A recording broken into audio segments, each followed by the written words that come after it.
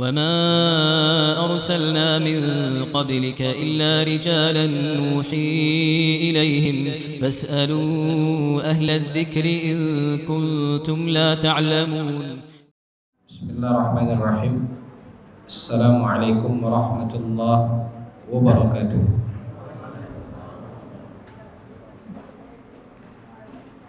الحمد لله حمدا كثيرا طيبا مباركا فيه كما يحب ربنا ويرضى. أشهد أن لا إله إلا الله وحده لا شريك له وأشهد أن محمدا عبده ورسوله لا نبي بعده. إخوة الإيمان, puji dan syukur kita munajatkan kepada Allah Azza wa Jalla. Salawat beserta salam pada junjungan kita Nabi besar Muhammad sallallahu alaihi wasallam. Kaum muslimin wal muslimat rahimakumullah, di antara karunia yang Allah Subhanahu wa taala telah berikan kepada kita, di mana Allah Azza wa Jalla telah menjadikan kita sebagai seorang muslim, sebagai seorang mukmin. Kita semua mengetahui dan meyakini bahwasanya Islam dan iman adalah karunia dari Allah Azza wa Jalla yang Allah telah berikan kepada kita. Dalam beberapa untayan dari kisah para nabi dan rasul, kita bisa menyimak dan melihat seperti kehidupan Nabi Ibrahim alaihissalam sebagai seorang nabi dan rasul. Dengan segala kemuliaan Nabi Ibrahim, ketika Nabi Ibrahim memiliki ayah, sebagai seorang anak, Nabi Ibrahim sangat besar keinginannya agar Allah Azza wa Jalla menjadikan ayahnya menjadi orang yang beriman. Berbagai cara upaya dilakukan oleh Nabi Ibrahim, namun sampai akhir hayatnya ayah Nabi Ibrahim tidak diberikan oleh Allah Subhanahu wa taala keimanan kepadanya, kendati pun anaknya adalah seorang nabi. Begitu juga kehidupan Nabi Allah, yaitu Nabi Nuh alaihissalam. Sebagai seorang rasul, Nabi Nuh alaihissalam menyadari bahwasanya risalah yang beliau bawa adalah kunci keselamatan dari murka dan azab Allah. Dan ketika Nabi Nuh alaihissalam memiliki seorang anak, kasih sayang seorang ayah menambahkan kebaikan dan keselamatan buat putranya. Allah tabaraka wa ta'ala menceritakan di dalam Al-Quran sampai akhir, ketika Allah Azza wa Jalla telah turunkan azab dan Allah Subhanahu wa ta'ala telah selamatkan Nabi Nuh dan para pengikutnya di atas bahtera. Nabi Nuh melihat putranya terbawa gelombang arus air bah. Harapan dan keinginan agar Allah Subhanahu wa taala selamatkan putranya, anaknya, sebagaimana diceritakan oleh Allah, Nabi Nuh alaihi salam masih berupaya. Seperti yang Allah Subhanahu wa taala ceritakan, Nabi Nuh memanggil anaknya mengatakan, "Ya bunayyarkam ma'ana." Wahai anakku, mari sini nak naik bersama kami. Anaknya berusaha untuk lari dan menghindar dari ajakan ayahnya Nabi Nuh. Ketika dia melihat dari kejauhan ada puncak bukit yang tidak tersentuh oleh air, Allah menceritakan, dia menjawab, "Sa'awi ilal jabal ya'simuni minal ma'." Aku akan berenang ke puncak bukit itu sehingga aku selamat dari gelombang air bah ini. Dan ternyata ikhwatal iman, kendati pun anak Nabi Nuh sampai ke puncak bukit yang dia kira di situ ada keselamatan, sementara Allah telah menetapkan la asimal yaum. Tidak ada keselamatan pada hari itu kecuali bagi orang-orang yang naik ke atas kapal. Begitu upaya Nabi Nuh karena keinginan yang besar agar Allah selamatkan anaknya dan agar Allah berikan keimanan kepada anaknya. Namun akhirnya sebagaimana dikatakan oleh Allah, fayatihil mawju fakana minal mughraqin. Allah Subhanahu wa taala menceritakan, kendati pun dia sampai ke puncak bukit yang dia tuju, yang dia kira dia akan selamat, tiba-tiba datang hempasan gelombang besar dan akhirnya anak Nabi Nuh mati di dalam azab yang Allah Subhanahu wa taala turunkan tanpa Allah berikan kepadanya keimanan, padahal ayahnya adalah seorang nabi. Nabi kita Nabi Muhammad sallallahu alaihi wasallam, sayyidul anbiya'i wal mursalin, memiliki seorang paman yang senantiasa membelanya, yang sangat berjasa dalam kehidupan Nabi sallallahu alaihi wasallam. Rasa sayang dan pembelaan dari Abu Talib kepada Nabi juga memunculkan rasa cinta Nabi SAW yang sangat mendalam kepada pamannya ini. Dan tentu sebagai seorang Rasul yang memahami bahwasanya keimananlah yang akan menyelamatkannya dari murka dan azab Allah, di detik-detik menjelang wafatnya Abu Talib, Nabi SAW masih membisikkan kepada pamannya, "Ya ammi qul la ilaha illallah." Wahai pamanku, ucapkan la ilaha illallah, uhajju laka biha indallah. Aku akan pasang badan untukmu di hadapan Allah. Dan ketika Abu Talib menoleh kepada saudara-saudaranya yang telah berkumpul melepas ajal Abu Talib, mereka pun kemudian mengatakan, "Atarghabu an millati abaina?" Wahai Abu Talib, apakah engkau tega meninggalkan agama nenek moyang kita? Padahal Nabi sudah berusaha, berupaya, dan sangat besar harapan dan keinginan Nabi agar di akhir hayatnya setidaknya Abu Talib mengucapkan kalimat tauhid sebagai pertanda bahwasanya Allah telah memberikan kepadanya keimanan. Hanya mengucapkan kalimat tauhid yang tidak berat secara lisan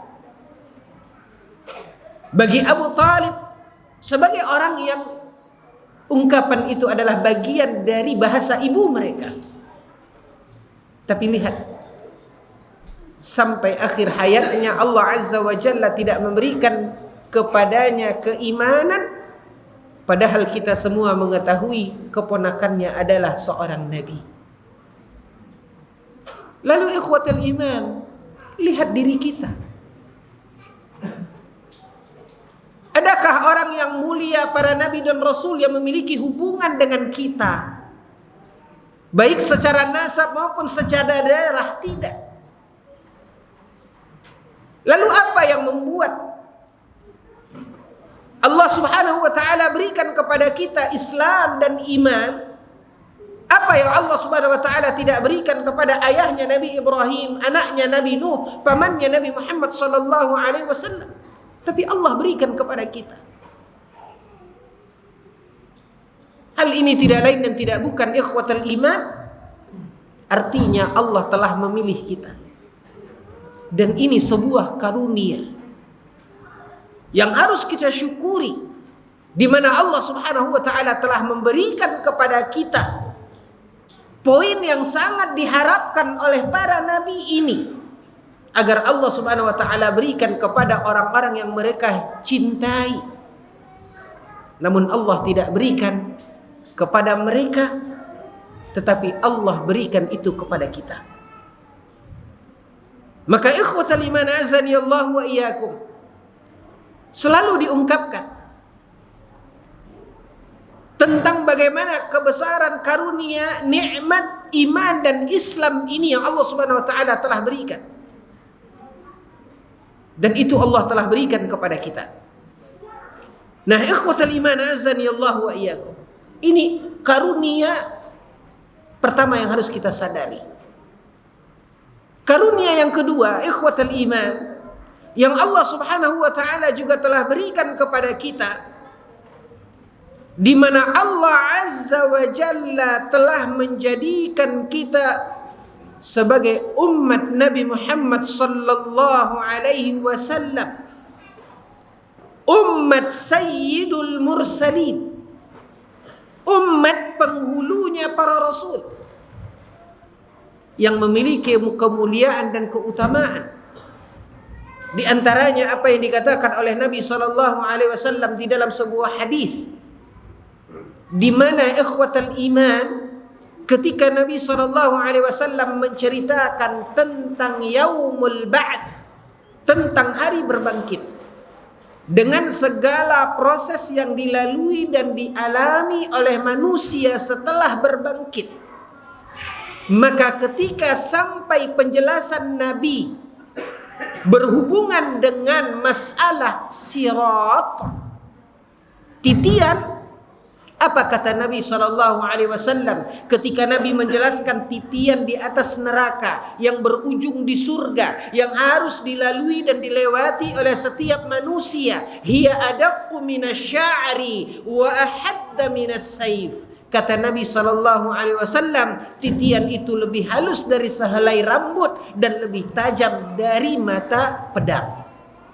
Apa kata Nabi SAW? Kita ini adalah umat terakhir, namun kitalah yang pertama akan meniti sirat. Kemuliaan-kemuliaan yang Allah Subhanahu wa taala khususkan ikhwatal iman bagi umat Nabi Muhammad sallallahu alaihi wasallam yang Allah tidak berikan kepada umat-umat yang lainnya. Makanya Allah Subhanahu wa taala berfirman di dalam Al-Qur'anul Karim, wa idz ta'adzana rabbukum la in syakartum la azidannakum wa la in kafartum inna 'adzabi lasyadid. Sadari, ini adalah sebuah karunia, ini adalah sebuah anugerah, ini adalah sebuah poin istimewa yang harus kita syukuri. Yang ketika kita mensyukuri apa yang Allah telah karuniakan, Allah Azza wa Jalla mengatakan la azidannakum, Allah akan tambahkan karunia tersebut. Artinya Allah akan berikan kebaikan yang lebih lagi. Sehingga ikhwatal iman, inilah poin yang harus kita lihat pada apa yang Allah telah anugerahkan dan berikan kepada kita. Yang kemudian Allah Subhanahu wa taala nyatakan bahwasanya kita yang Allah telah jadikan sebagai umat Nabi Muhammad sallallahu alaihi wasallam, apa kata Allah di dalam Al-Qur'an? Kuntum khaira ummah ukhrijat linnas. Allah Subhanahu wa taala berfirman, Allah mengatakan kalian, kata Allah, yaitu umat Nabi Muhammad sallallahu alaihi wasallam adalah khairu ummah, umat yang terbaik. Karena begitu banyak kemuliaan, kebaikan yang Allah Subhanahu wa taala telah berikan kepada khususnya umat Nabi Muhammad sallallahu alaihi wasallam ini. Dan di antaranya apa yang tadi kita singgung terkait dengan sirat yang disebutkan oleh Nabi SAW. Sehingga ikhwatal iman, kembali Allah Subhanahu wa taala pertegas dan Allah perjelas. Allah Subhanahu wa taala mengatakan kuntum khaira ummatin ukhrijat linnas. Allah jadikan kita umat terbaik. Apa keistimewaan yang harus dimiliki oleh umat terbaik ini? Allah Subhanahu wa taala berfirman kuntum khaira ummatin ukhrijat linnas ta'muruna bil ma'ruf wa tanhauna 'anil munkar. Inilah ikhwatal iman, syariat amar ma'ruf nahi munkar. Namun ikhwatal iman, syariat yang membuat umat ini menjadi khaira ummah, yaitu amar ma'ruf, mengajak kepada kebaikan, dan nahi munkar, mengingatkan dan mencegah dari kemungkaran.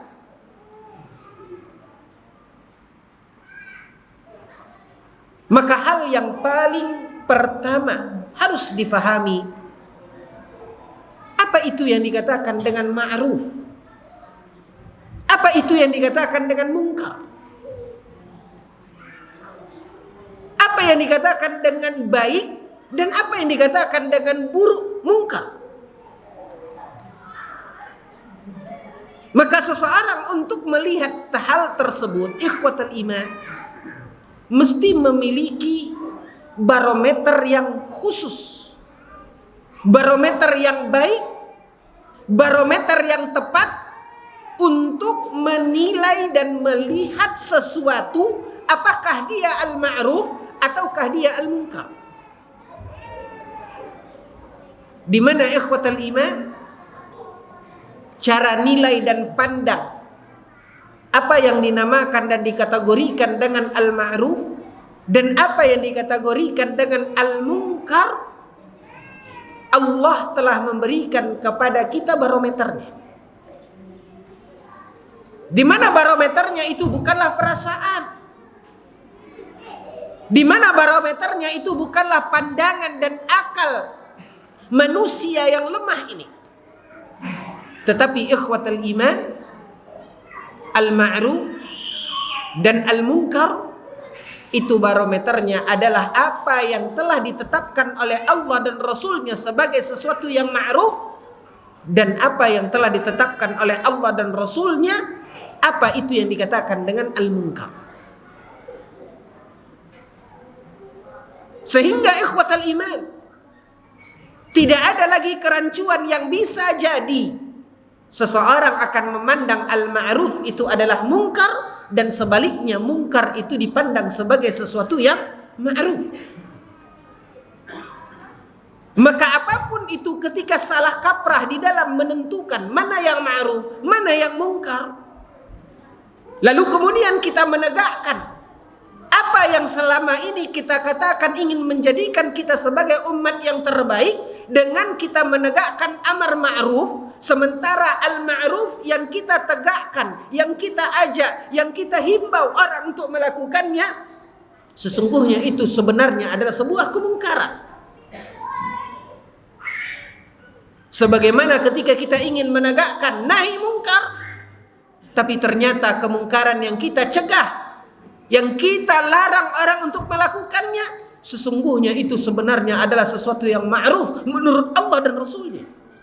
Makanya sangat fatal sekali, sehingga seorang mukmin yang ingin mengibarkan panji amar ma'ruf nahi munkar betul-betul memiliki tolak ukur dan barometer yang tepat, yang hak dalam menilai mana yang ma'ruf dan mana yang munkar. Maka secara kasat mata ikhwatal iman, dapat kita katakan barometernya tidak lain adalah Al-Quran dan Sunnah. Apa al-ma'ruf, kebaikan yang kita himbau dan ajak orang untuk melaksanakannya, yang kita katakan dengan istilah amar ma'ruf, adalah ma'ruf yang dikatakan oleh Allah dan Rasulnya sebagai sesuatu yang ma'ruf. Dan ini poin yang harusnya sangat kita garis bawahi ikhwatal iman. Khususnya kita yang hidup di akhir zaman ini. Khususnya kita hidup di zaman yang semakin jauh dari zaman kenabian.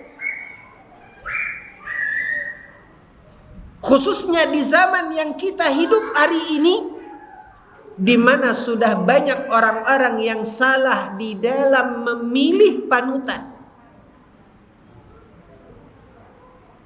Sehingga yang ada di dada hanya setitik dari iman, tanpa dibarengi dengan ilmu pengetahuan. Sehingga tidak jarang orang-orang melihat kebenaran itu dinilai batil, dan kebatilan itu diyakini sebuah kebenaran.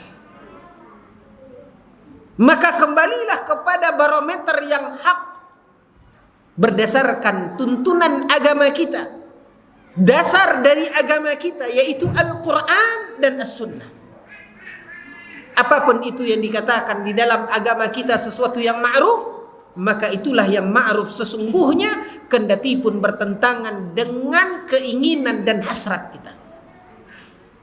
Dan apapun yang dikatakan oleh Allah dan Rasulnya, bahwasanya itu adalah sebuah kebatilan, sebuah kemungkaran, maka itulah yang sesungguhnya batil dan mungkar, kendati pun hal itu adalah sesuatu yang sangat kita cintai dan sukai.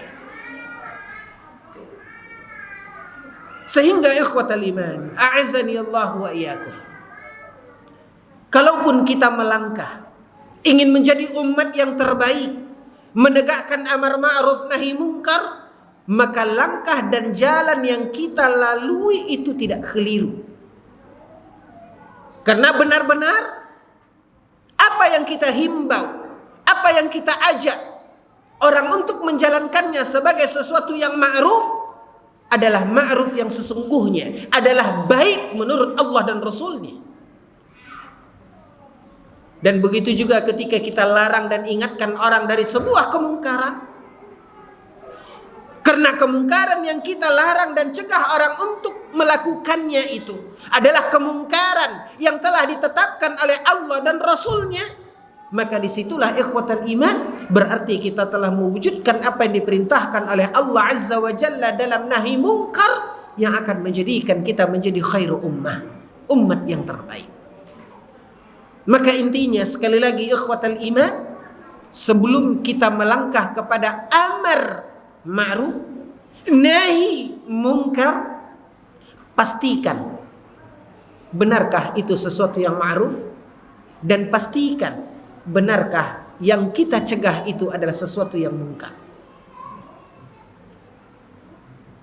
Lalu ikhwatal iman azani Allah wa iyyakum,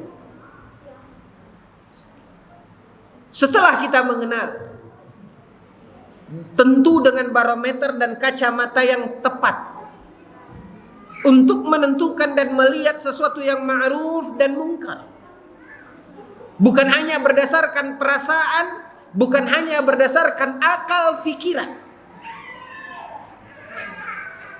Lalu ikhwatal iman azani Allah wa iyyakum, barulah kemudian kita melangkah kepada poin tentang amar ma'ruf nahi mungkar ini.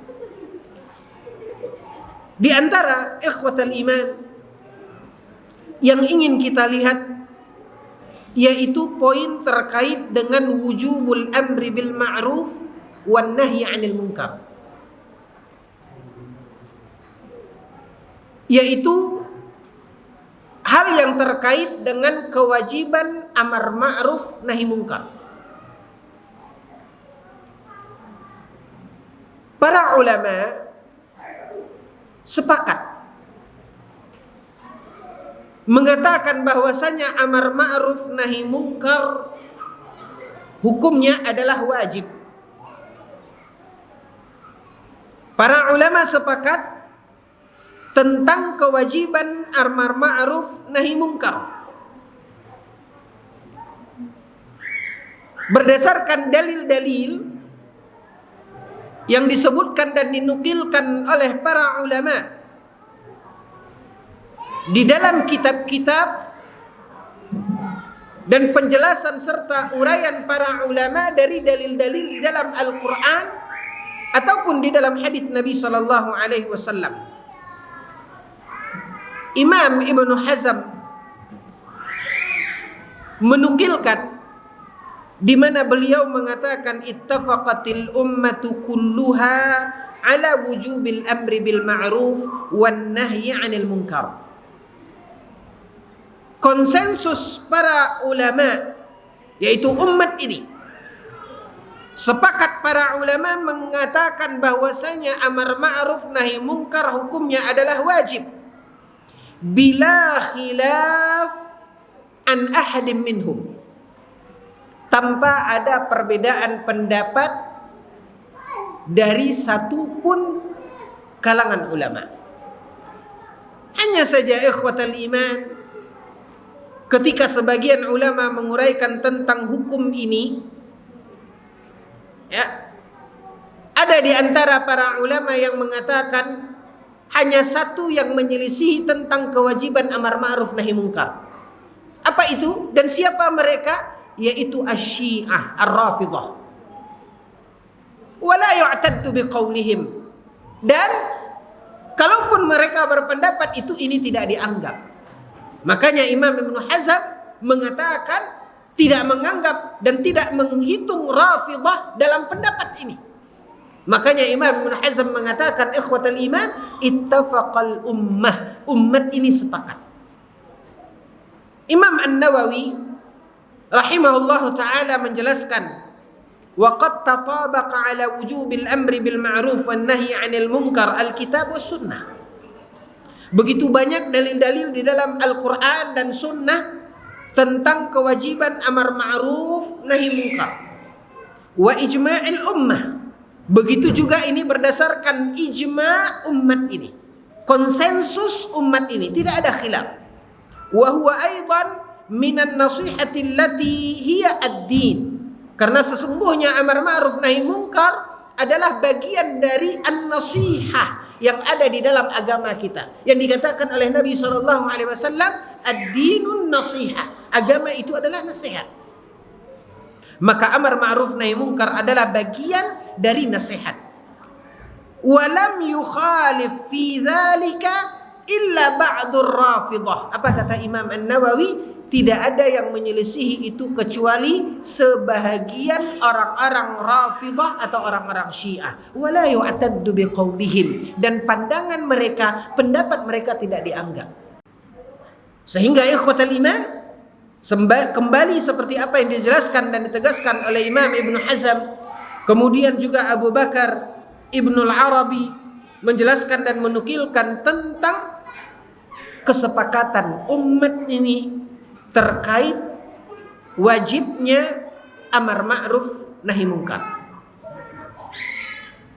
Namun ikhwatal iman, setelah kita mengatakan bahwasanya amar ma'ruf nahi munkar disepakati oleh umat ini hukumnya wajib, muncul pertanyaan, apakah kewajiban amar ma'ruf nahi munkar ini kewajiban aini atau kewajiban kifai?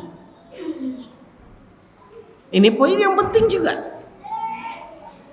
Setelah kita tahu amar ma'ruf nahi munkar, yang mana hukumnya wajib berdasarkan Al-Quran dan Sunnah serta ijma'il ummah, namun kewajibannya ini apakah kewajiban yang sifatnya individu, sehingga siapapun berkewajiban untuk amar ma'ruf nahi munkar, atau dia ini adalah wajib kifai, atau yang sering kita istilahkan dengan fardu kifayah, yang maknanya apabila sebagian telah melakukan maka terbebaslah tanggungan sebagian yang lain. Ikhwatal iman, para ulama ikhtalafa fi hadha al-wujub. Para ulama berbeda pendapat tentang kewajiban amar ma'ruf nahi mungkar ini. Apakah dia aini atau kifai? Apakah dia kewajiban ain atau kewajiban kifai? Ala qaulain. Para ulama berbeda pendapat, dan di sini ada dua pendapat. Pendapat pertama yaitu pendapat yang mengatakan bahwasanya dia adalah fardu ain. Di mana ikhwatal iman, Allah Subhanahu wa taala menegaskan di dalam Al-Qur'an ketika Allah Subhanahu wa taala berfirman, "Wal takum minkum ummatun yad'una." Allah berbicara tentang amar ma'ruf nahi mungkar ini, Allah mengatakan, "Wal takum minkum ummah." Hendaklah, kata Allah Azza wa Jalla, kalian menjadi umat. Kalian menjadi umat yad'un, yang mengajak kepada kebaikan. Artinya di sini Allah Subhanahu wa taala memerintahkan kita, kalau kita adalah bagian dari umat ini, di mana kita wajib, apa kata Allah? Tad'una ilal khair. Karena ini adalah tugas semuanya, kewajiban semuanya, siapapun dia. Bukan hanya kewajiban para da'i, para ustaz. Karena Allah Subhanahu wa taala mengatakan, wal takum minkum ummah. Hendaklah umat ini, kata Allah. Hendaklah umat ini. Bukankah kita umat ini? Maka ketika kita adalah bagian dari umat ini menjadi kewajiban kita dan tanggung jawab kita. Mungkin ada yang membantah, ikhwatal iman. Bukankah di dalam ayat ini Allah Jalla wa Ala berfirman, wal takum minkum ummah. Bukankah Allah Subhanahu wa taala di sini mengatakan hendaklah dari kalian? Min di sini di dalam bahasa Arab difahami dengan min tab'idiyah yang menunjukkan sebahagian. Ikhwatal iman, Imam Al-Baghawi mengatakan bahwasanya wal takum minkum ummah. Ini bagi antum yang sudah belajar kaidah ilmu nahwu, antum akan faham apa yang dijelaskan ini. Min itu maknanya tab'idiyah, menunjukkan sebahagian. Apa kata Imam Al-Baghawi? Min pada ayat ini bukan tab'idiyah, tapi dia adalah silah. Dia adalah kata penghubung, bukan kata menunjukkan sebahagian. Misalnya kita katakan minal ma'i fil qarurati. Ya, artinya ada air yang lain, tapi sebahagiannya ada di dalam botol. Ada air yang lain ada di dalam gelas. Ini yang namanya min tab'idiyah. Dan ada min ini yang difahami oleh Imam Al-Baghawi. Kalau antum ingin fahami ini secara ilmiahnya, Imam Al-Baghawi mengatakan ini bukan tab'idiyah, tapi ini adalah silah, kata penghubung. Seperti di dalam firman Allah Azza wa Jalla, fajtanibur rijsa minal awthan, kata Allah. Apa kata Allah dalam Al-Quran? Fajtanibu, maka jauhilah ar-rijsa, yaitu kekejian, kenistaan, minal awthan, dari berhala. Artinya kesyirikan kaum muslimin, ya, yang Allah Subhanahu wa taala katakan sesuatu yang menjijikkan, ar-rijsa, najis. Minal awthan. Sekarang pertanyaannya, ikhwatal iman, berhala-berhala itu yang disembah selain Allah, apakah semuanya termasuk kesyirikan atau hanya sebagian? Semua. Tapi lihat Allah Subhanahu wa taala di sini menggunakan wajtanibur rijsa minal authan. Ada min. Maka tidak selamanya min itu bermakna tab'idiyah, sebahagian. Antum akan cepat connect ini kalau antum sudah belajar ilmu nahwu. Kalau enggak, ya sudah, lewatkan saja. Dan inilah yang menyebabkan para ulama akhirnya berbeda pendapat.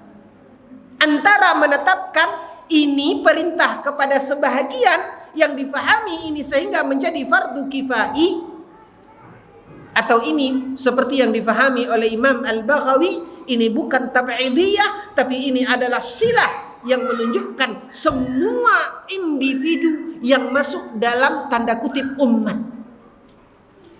Maka siapapun dia berkewajiban. Sehingga inilah pendapat yang pertama ikhwatal iman yang mengatakan kewajiban amar ma'ruf adalah fardu ain. Dan yang memandang min waltakum minkum sebagai min tab'idiyah yang menggambarkan sebahagian, maka inilah yang dijadikan alasan dalam pendapat yang kedua yang mengatakan ikhwatal iman bahwasanya amar ma'ruf nahi mungkar adalah wajib kifai. Para ulama berbeda pendapat. Ada yang mengatakan wajib aini dan ada yang mengatakan wajib kifai. Dengan individu-individu ulama yang berpendapat di masing-masing pendapat ini. Namun ikhwatal iman, yang ingin kita lihat dari dua pendapat ini, mana pendapat yang rajih?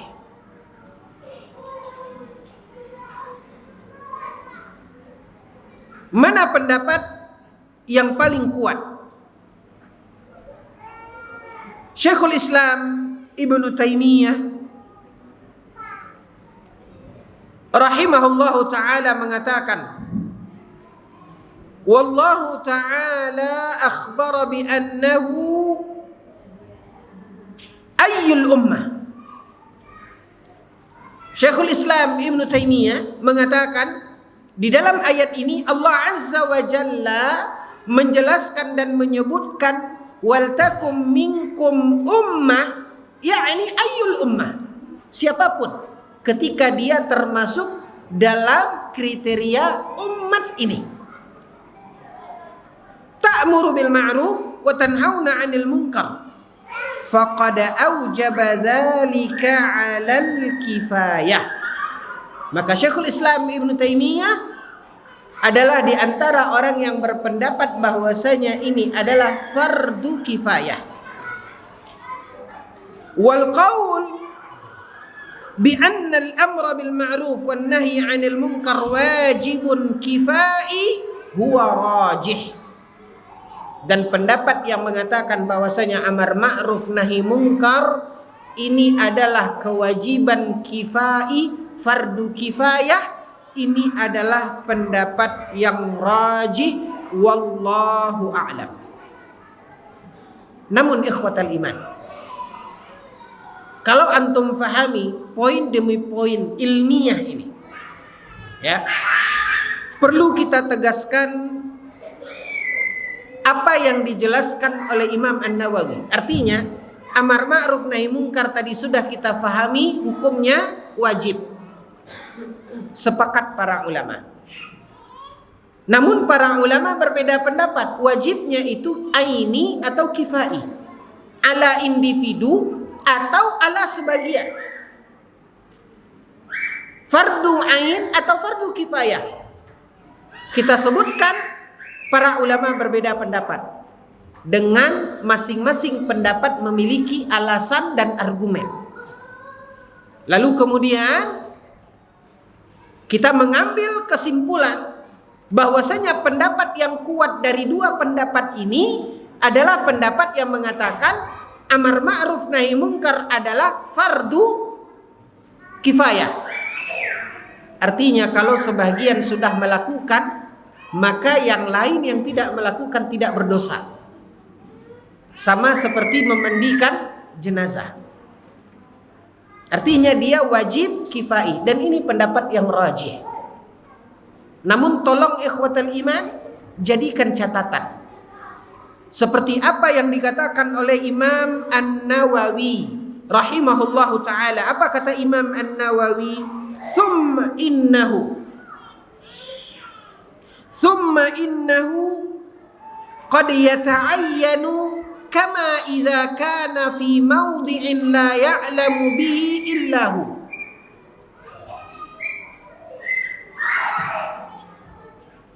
Memang dia fardu kifayah. Ketika ustadz-ustadz telah melakukan, dai-dai telah melakukan, divisi dakwah telah berbuat, antum tidak berdosa.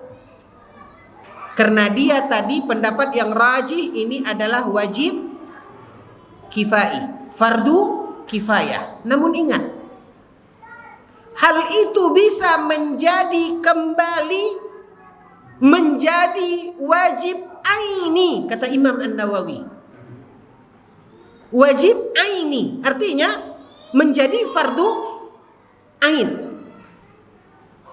ketika itu berkaitan dengan hal-hal yang antum pribadi mengetahuinya. Saya berusaha ikhwatal iman menjelaskan ini poin demi poin agar kita faham posisinya. Kita yakini bahwasanya pendapat yang rajih, pendapat yang kuat mengatakan hukumnya fardu kifayah. Namun antum jangan berbesar hati dahulu. Jangan bersuka hati dah. Oh, dah berarti saya dah berdosa kalau saya tidak amar ma'ruf nahi munkar. Ikhwatal iman. Apa kata Imam An-Nawawi? Setelah beliau jelaskan bahwasanya yang rajih, yang paling kuat, amar ma'ruf nahi munkar itu adalah fardu kifayah. Namun ingat, bisa jadi dia akan tarjih, dia akan kembali menjadi fardu ain, menjadi kewajiban antum, khususnya apabila terkait dalam hal-hal yang antum ketahui, yang antum ada di dalamnya. Tadi sudah ada tertanam di kepala kita, oh berarti fardu kifayah. Saya nggak masuk, saya bukan divisi dakwah, saya bukan ustadz, saya bukan dai. Artinya saya tidak berdosa kalau saya tidak amar ma'ruf nahi munkar. Ini yang ingin kita pertegas dan perjelas. Apa kata Imam An-Nawawi?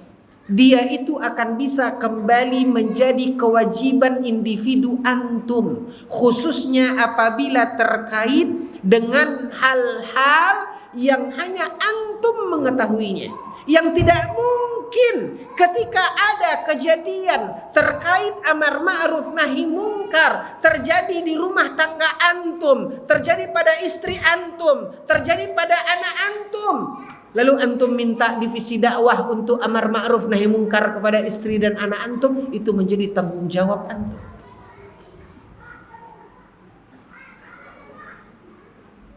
Sehingga ikhwatal iman, yang ingin kita fahamkan pada poin ini adalah, walaupun secara hukumnya pendapat yang rajih ini adalah fardu kifayah, namun ada ruang-ruang tersendiri ikhwatal iman yang kita tahu di dalam hidup kita, masyarakat kita, orang tua-tua kita mengajarkan kehidupan ini babi liak ketek, babi liak gadang. Ada ruang lingkup tersendiri yang itu menjadi fardu ain kita. Sehingga kendati pun amar ma'ruf nahi munkar ini adalah fardu kifayah, namun antum pasti akan berhadapan dengan kondisional yang itu menjadi fardu ain bagi diri antum, sehingga ini akan menuntut kita untuk berilmu dan faham dengan amar ma'ruf nahi munkar ini. Jangan merasa ini adalah jalan yang lapang bagi kita sehingga kita tidak punya tanggung jawab, tidak punya beban dalam amar ma'ruf nahi munkar. Inilah yang ingin dipertegas oleh Imam An-Nawawi rahimahullahu taala. fi maudhi'in la ya'lamu bihi illahu. Ada kondisi-kondisi, tempat-tempat yang hanya dia mengetahuinya. Atau mungkin dia berhadapan langsung dengan melihat kemungkaran itu seketika. Kalau dia merasa ini bukan tanggung jawabnya, ataupun dia mencari dulu orang yang untuk mencegah kemungkaran ini dari sebagian orang yang bertanggung jawab di sini, maka artinya ini adalah sebuah kesalahan dan kekeliruan. Aula yatamakkan min izalati illahu, atau mungkin antum ada di posisi orang yang tidak mungkin mencegah kemungkaran itu kecuali Anda. Kaman yara zaujatahu au auladahu au ghulamahu ala munkar. Seperti ketika antum melihat kemungkaran terjadi pada istri antum. Antum melihat istri antum makan tangan kiri, ini kemungkaran. Apa antum panggil dulu, cari dulu divisi dakwah untuk menyampaikan, menasihati istri antum? Tetap ada poin-poin yang menjadi fardu ain. Sampai di sini, ikhwatal iman. Ya, kita break dulu untuk sholat isya sebelum kita lanjutkan kepada pembahasan yang lainnya. Apa saja yang kita butuhkan? Kalau ini memang tidak secara keseluruhan menjadi tanggung jawab pribadi kita, karena yang rajih dari pendapat para ulama adalah hukumnya fardu kifayah, namun ada poin-poin fardu ain dan apa saja yang harus kita fahami secara mendasar dalam amar ma'ruf nahi munkar ini, insyaallah kita lanjutkan setelah salat isya. Wa sallallahu ala nabiyina Muhammad wa ala alihi wa sahbihi wasallim walhamdulillahi rabbil alamin. Alhamdulillah wassalatu wassalamu ala man la nabiyya ba'dah. Ikhwatal iman, pada hakikatnya pembahasan terkait dengan amar ma'ruf nahi munkar ini sebenarnya adalah pembahasan yang membutuhkan uraian yang panjang, terutama ikhwatal iman, poin dengan poin, poin demi poin yang diuraikan dalam pembahasan ini memiliki hubungan dan keterkaitan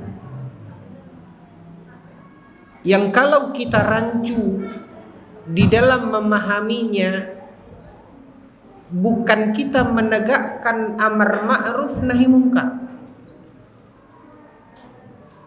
tapi justru sebaliknya, justru kita yang melakukan kemungkaran itu dan meninggalkan yang ma'ruf. Coba bayangkan, niat kita amar ma'ruf nahi munkar,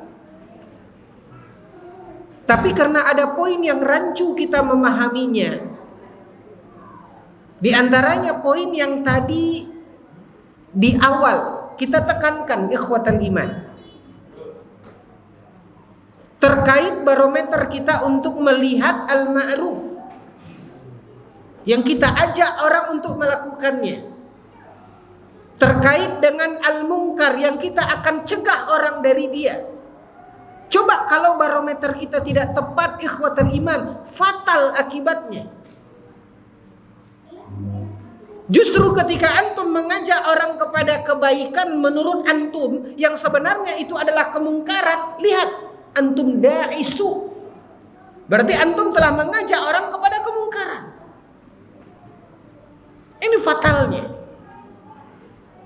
Atau sebaliknya, antum menganggap ini sebuah kemungkaran yang sesungguhnya itu adalah sesuatu yang ma'ruf. Betapa banyak ini di masyarakat kita, khususnya di akhir zaman ini. Ini yang tadi kita ingatkan.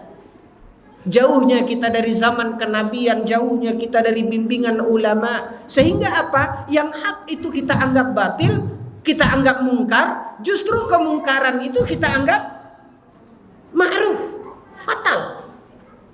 Kalau ini yang terjadi, ikhwatal iman, antum cegah seseorang yang antum melihat itu kemungkaran, ternyata itu adalah sesuatu yang ma'ruf, yang seharusnya dia kerjakan itu, tapi antum larang orang dari sesuatu yang ma'ruf, antum terjerumus kepada saddun an sabilillah. Antum terjerumus kepada apa? Menghalangi orang untuk berbuat kebaikan. Makanya fatal. Ya. Sehingga ikhwatal iman, tidak jarang ketika hal ini hanya mengandalkan semangat tanpa dibarengi dengan ilmu yang tepat, maka seperti yang diingatkan oleh para ulama, semangat yang tidak dikekang dengan ilmu itu bagaikan kuda liar. Inilah yang terjadi ikhwatal iman, sehingga ujung-ujungnya berdampak kepada apa? Berdampak kepada dakwah. Saking semangatnya, tanpa ada arahan bimbingan, bisa terjerumus kepada saddun an sabilillah, menghalangi orang dari kebaikan karena dia keliru melihat ini, dia nilai sebuah kemungkaran. Jadi fatal ikhwatal iman.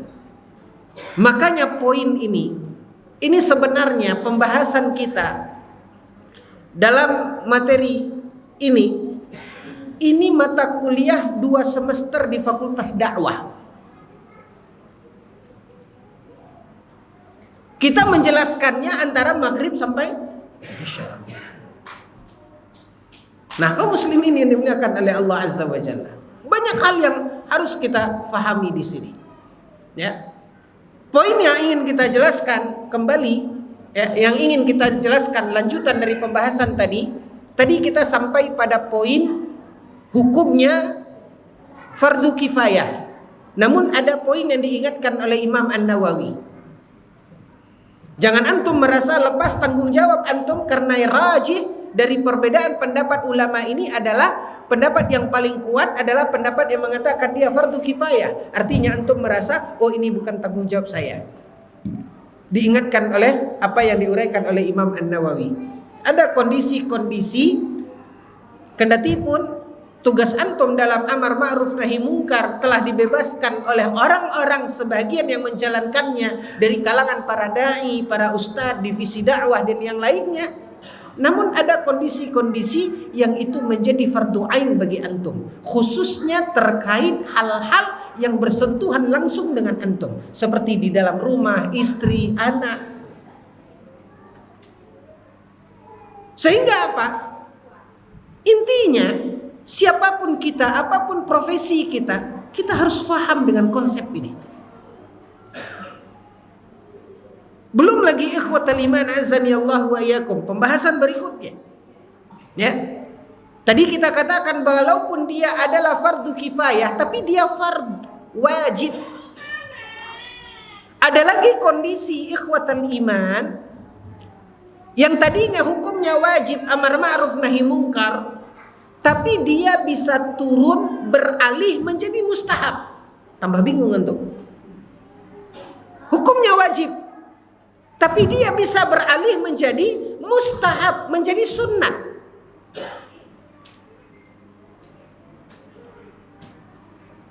Dia sesuatu yang ma'ruf, tapi tidak wajib antum untuk amar ma'ruf, tapi hukumnya mustahab. Apa contohnya ikhwatal iman? Saya berikan satu poin saja. Dia ada 3 halat, ada 3 kondisi, sehingga yang wajib tadi turun menjadi mustahab.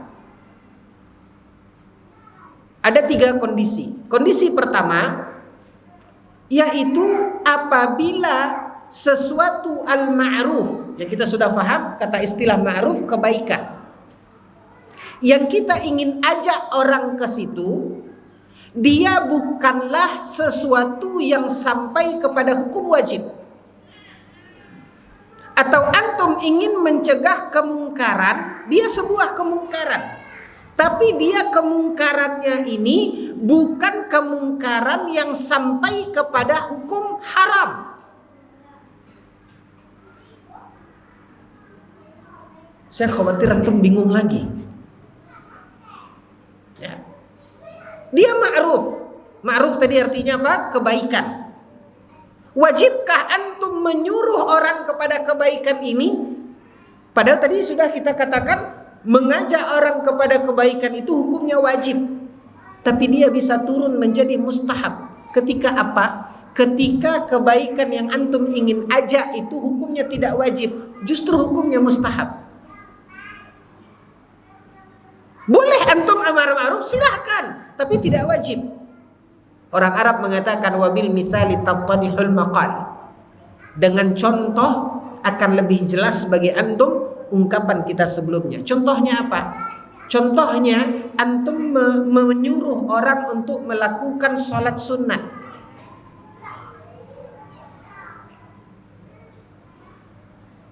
Kan Nabi nyuruh orang, Nabi sedang khutbah, ada orang masuk langsung duduk. Kemudian apa kata Nabi? Qum warka' rak'atain. Kita tidak mengatakan itu adalah sesuatu yang boleh antum ajak, antum tegur orang. Kita ingin menundukkan di sini apakah wajib, apakah setiap antum berdiri di sini, setiap orang masuk masjid dia duduk, tahiyatul masjid. Setiap orang masuk lagi si B, berdiri, salat tahiyatul masjid. Seolah-olah itu adalah sebuah kewajiban. Ini keliru.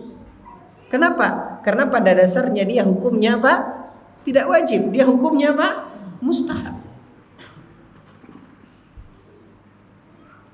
Nah, ikhwatal iman, begitu juga ketika kita mencegah kemungkaran.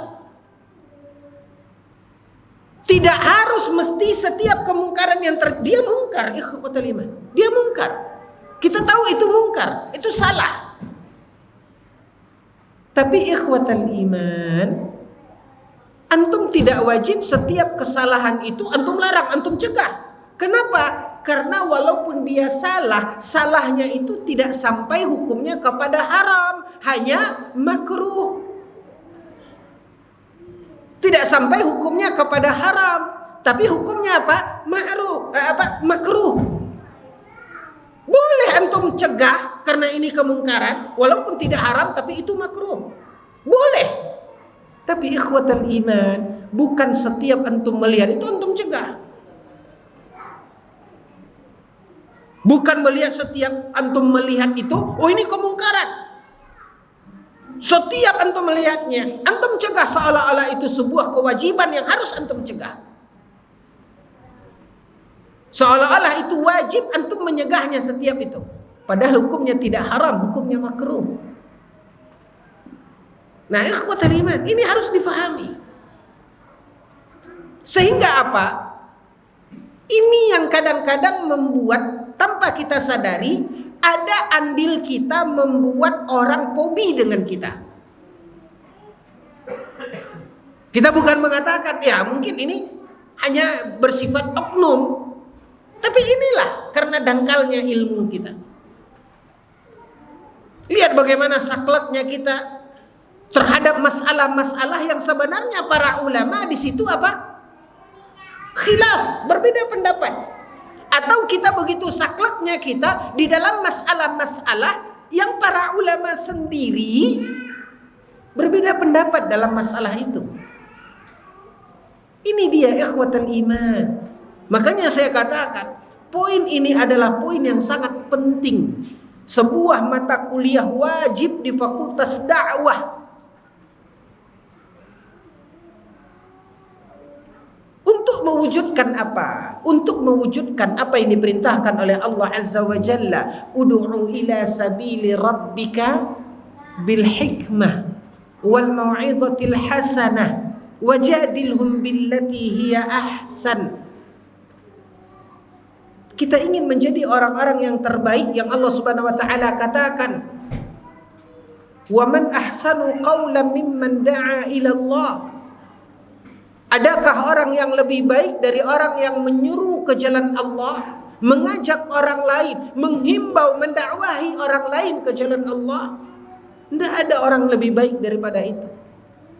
Maka ketika kita ingin menjadi hamba Allah yang terbaik ini, Allah perintahkan kepada kita bagaimana kita di dalam dakwah kita tersebut. Ud'u ila sabili rabbika bil hikmah. Dengan hikmah. Apa itu hikmah? Wal mau'izatil hasanah, nasihati dengan cara yang baik. Apa itu mau'izatil hasanah? Harus juga kita pahami. Jadi ikhwatal iman, banyak poin-poin dalam pembahasan ini yang betul-betul kita harus konsen untuk memahaminya. Karena fatal ikhwatal iman. Ya, fatal akibatnya, berefek kepada antum, berefek kepada umat, dan berefek kepada masyarakat. Lihat ketika kita salah dalam mengarahkan, ketika dalam bab amar ma'ruf nahi munkar ini, yang ditonjolkan hanya untuk membakar semangat mereka, man ra'a minkum munkaran falyughayyirhu biyadihi. Barang siapa yang melihat kemungkaran, cegah dengan tangannya. Dipompa ini, dipompa tanpa tuntunan ilmu. Apa yang terjadi? Orang-orang yang kasar di dalam amar ma'ruf nahi munkar. Makanya fatal ikhwatal iman. Antum harus sadari tadi. Memang di poin pertama para ulama menyebutkan hukumnya wajib, tapi ada kondisi dari wajib itu turun ke mustahab. Maka jujur saya katakan ada sedikit kekhawatiran ketika apa yang kita sampaikan ini antum salah tangkap.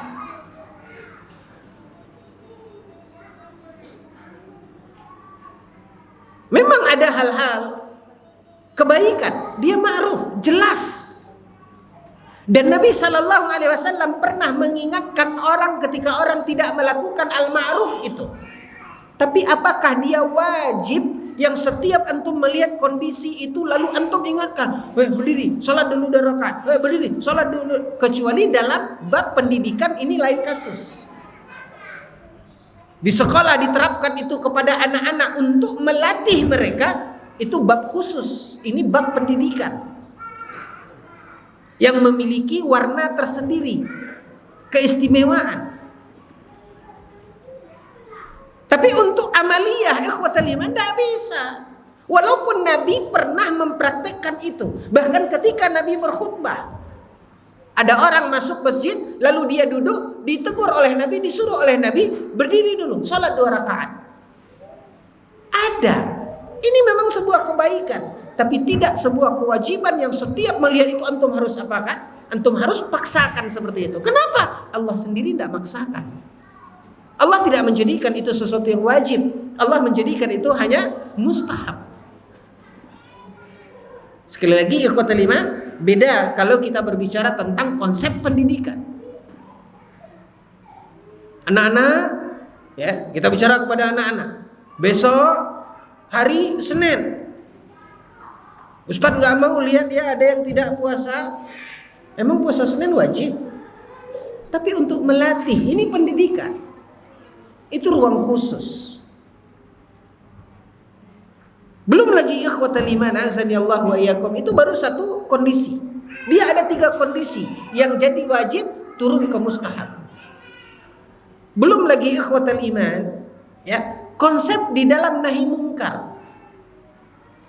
Di mana Nabi SAW bersabda dalam hadis, ini panjang penjabarannya. Nabi mengatakan, man ra'a minkum mungkaran. Urutan dalam mencegah kemungkaran dengan tangan, kalau tidak bisa dengan tangan, dengan lisan, kalau tidak bisa dengan lisan, dengan hati. Apakah setiap kemungkaran yang sampai ke telinga kita? Atau hanya pada kemungkaran yang jelas Nabi tegaskan, man ro'a. Apa artinya man ro'a? Yaitu barang siapa yang melihat, menyaksikan. Apa maksudnya ikhwatal iman? Begitu banyak kita, misalnya ini si A, anggaplah anak kita, dia mengadukan abangnya. Entah apa kemungkaran yang dibuat oleh abangnya ini, dikadukan oleh adiknya kepada kita bapaknya. Ya, abang tadi begini. Langsung kita melabrak abangnya ini. Bolehkah itu? Adakah itu dalam konsep nahi mungkar? Yang disampaikan abangnya ini melakukan kemungkaran. Lalu kita hanya mendengar dari pengaduan adiknya, lalu kita labrak abangnya. Bolehkah ini? Ini dibahas lagi panjang lebar oleh para ulama. Makanya juga kaum muslimin yang dimuliakan oleh Allah, yang harus juga diperhatikan, betulkah itu sebuah kemungkaran? Ini konsep dasar. Karena banyak sekali kadang-kadang kita menganggap itu sebuah kemungkaran, sementara ini sebenarnya adalah masalah khilafiyah yang para ulama pun berbeda pendapat dalam masalah itu. Ini beda lagi konsepnya. Makanya bingung, panjang. Banyak hal-hal yang perlu didudukkan. Makanya ikhwatal iman, sebenarnya saya sarankan, ya, jadikan ini sebagai pembahasan kajian rutin yang perlu dikupas dalam beberapa kajian yang dibahas oleh ustaz-ustaz kita. Dudukkan, ada kaidah-kaidah yang harus diperhatikan dalam amar ma'ruf nahi munkar. Karena kalau tidak, ikhwatal iman, kalau tidak kita lakukan seperti itu, sehingga kita abaikan amar ma'ruf nahi munkar ini, ya. Para ulama juga membahas apa keutamaan dari menegakkan amar ma'ruf nahi munkar. Ada beberapa poin. Di antaranya tadi yang di awal sudah kita singgung, yaitu upaya kita untuk menggapai al-khairiyah, untuk menggapai menjadi umat yang terbaik. Ya, banyak poin-poinnya ikhwatal iman. Di mana ini adalah keutamaan amar ma'ruf nahi munkar. Namun karena keterbatasan waktu, kita kunci pembahasan kita dengan apa? Apa salahnya? Apa dampaknya ketika kita tidak menjalankan amar ma'ruf nahi munkar? Juga banyak dalil-dalil yang menunjukkan, tapi setidaknya ikhwatal iman, saya fahamkan sebuah riwayat yang juga dijelaskan oleh para ulama tentang perumpamaan ketika kita abaikan amar ma'ruf nahi munkar ini. Allah berfirman di dalam Al-Quran, apa kata Allah? Wattaqu fitnatan la tusibanna alladhina zalamu minkum khassah. Ini kata kuncinya. Allah mengatakan, khawatirlah, waspadalah terhadap azab Allah, yang kalau azab Allah itu datang menimpa kita, azab itu tidak tebang pilih. Azab itu tidak hanya mendatangi, menghancurkan, membinasakan orang-orang yang zalim saja. Tapi ketika azab itu, bencana itu datang, semua akan terkena. Itu kata Allah di dalam Al-Quran. Maka diumpamakan ketika kita abai dalam konsep amar ma'ruf nahi munkar ini, diumpamakan kita seperti para penumpang yang ada di atas sebuah kapal, di mana kapal itu bertingkat-tingkat, ada kelas-kelasnya,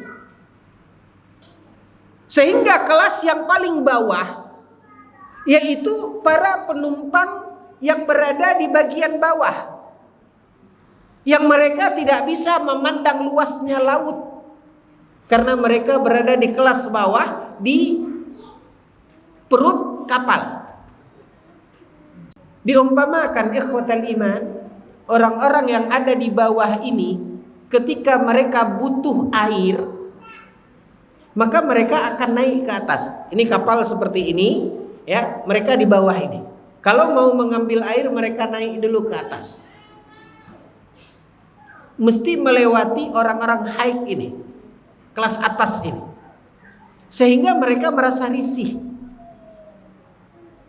Setiap butuh air naik ke sini, ambil air, bawa lagi ke bawah. Setiap mau ambil air butuh lagi, naik lagi, mengganggu.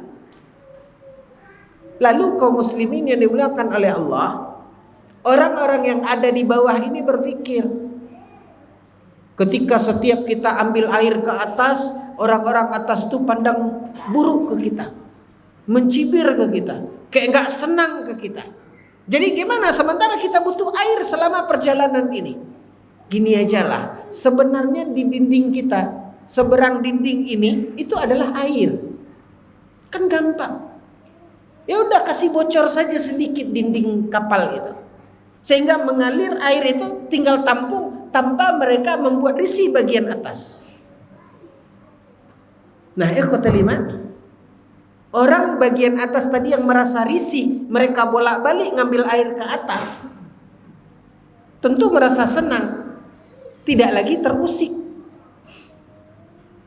Kenapa mereka nggak ngambil air? Oh, mereka sudah bolongi itu dinding kapal untuk mengambil air. Coba bayangkan ikhwatal iman, lubang kecil yang mereka buat ketika orang yang bagian atas ini tidak mengingatkan, tidak amar ma'ruf nahi mungkar. Kira-kira apa yang terjadi? Lambat laun kapal ini akan tenggelam. Yang tenggelam di situ siapa? Apakah yang membolongkan yang bagian bawah saja? Tidak. Itu perumpamaannya. Maka ini menjadi sebuah kewajiban. Sehingga ikhwatal iman, terlihat oleh kita bahwasanya ada ruang dari bagian ilmu ini yang harus lebih kita dalami, karena ini menjadi sebuah kewajiban kita, dan tidak ada yang dapat melapangkan jalan kita untuk menggapai kemuliaan sehingga kita bisa dengan benar dalam amar ma'ruf nahi mungkar selain daripada taufik Allah Azza wa Jalla. Maka mintalah kepada Allah Subhanahu wa ta'ala di dalam doa kita. Dan pada kesempatan ini kita memohon kepada Allah dengan menyebut nama-namanya yang mulia dan sifat-sifat Allah Tabaraka wa ta'ala yang sempurna. Semoga Allah Subhanahu wa ta'ala senantiasa menunjukkan kepada kita kebenaran itu benar adanya, dan semoga Allah memudahkan kita untuk mengikuti kebenaran tersebut. Dan kita juga memohon kepada Allah, semoga Allah Subhanahu wa ta'ala memperlihatkan kepada kita kebatilan, kemungkaran itu adalah mungkar dan batil adanya, dan semoga Allah Subhanahu wa ta'ala memudahkan dan memberikan taufik bagi kita untuk dapat menjauhi kemungkaran dan kebatilan tersebut. Wallahu ta'ala alam. Mohon maaf atas segala kekhilafan dan kekurangan. Wassallallahu ala nabiyina Muhammad. Kita akhiri dengan doa kafaratul majlis. Subhanakallahumma bihamdika asyhadu an la ilaha illa anta astaghfiruka wa atubu ilaik. Wassalamu alaikum warahmatullahi wabarakatuh.